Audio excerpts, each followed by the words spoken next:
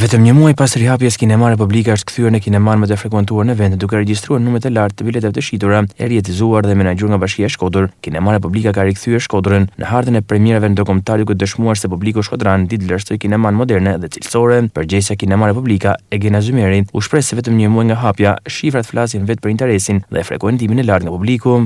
Në vetëm një muaj, Kinema Republika kthehet në destinacionin më të pëlqyer kulturor. Frekuentimi ishte i mrekullueshëm këto 30 ditë aktivitet hapje. Statistikat flasin vetë për rezultate shumë të mira dhe shumë pozitive. Bëhet fjalë për 5515 bileta të shitura nga distributorët si vendas ashtu edhe të huaj. Jam shumë e kënaqur me këtë rezultat, ku frekuentimi spikat shumë jo vetëm i fëmijëve, po i gjithashtu i të gjitha grup moshave. Gjatë janarit na kanë shoqëruar edhe premierat vendase.